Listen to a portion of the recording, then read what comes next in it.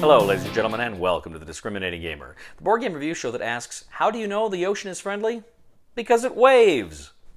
Ladies and gentlemen, today we're going to go ahead and take a look at the expansion to Ecos the First Continent, Ecos New Horizon from AEG.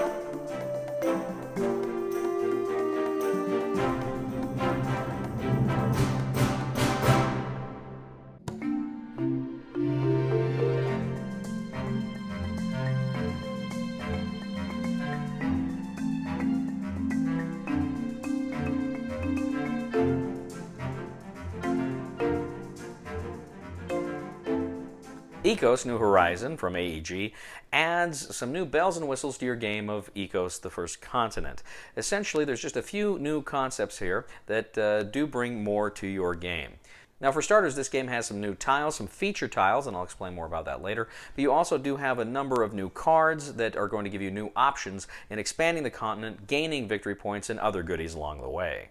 Now, additionally, you also have new animals. Now, some of these new animals are, of course, going to be affected by some of these new cards, and you've also got, of course, a new tray that you build to contain those new animals.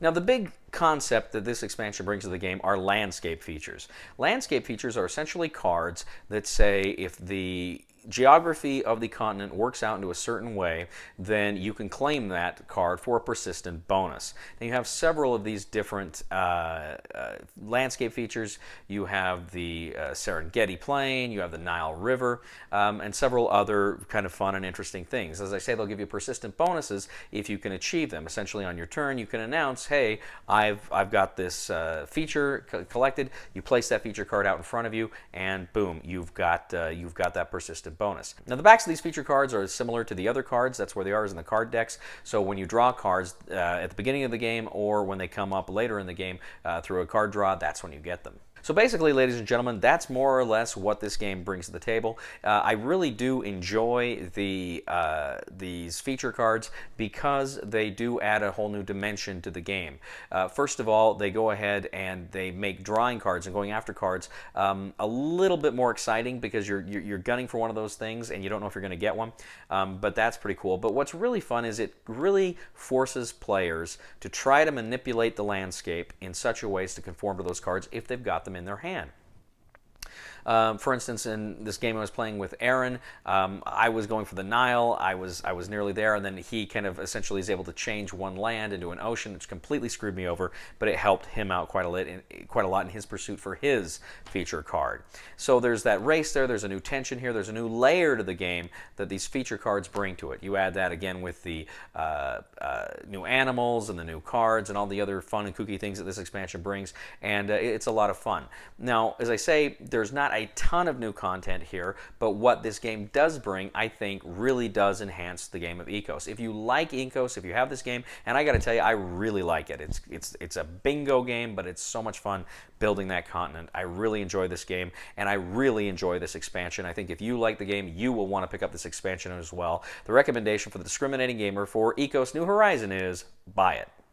Thank you once again for joining us today on The Discriminating Gamer. As always, we ask you to please leave a comment for us on YouTube, on Board Game Geek, on our Facebook page, or on thediscriminatinggamer.com. We ask you to please like us on Facebook, subscribe to us on YouTube, and follow us on Twitter. We'd also ask you, ladies and gentlemen, if you like military history, to check out my other channel, that is Cody Carlson, PhD. We talk about military history topics and books and all sorts of fun things like that. And I'd also ask, if you like this video, please give us a thumb on Board Game Geek. That really helps us out a lot as well. Ladies and gentlemen, I got to tell you, I really don't think there's a lot of stock in trying to compare the idea of Adam and Eve to evolution. In my opinion, it's just like comparing apples to oranges. Please somebody help me on my feet again, and I don't know where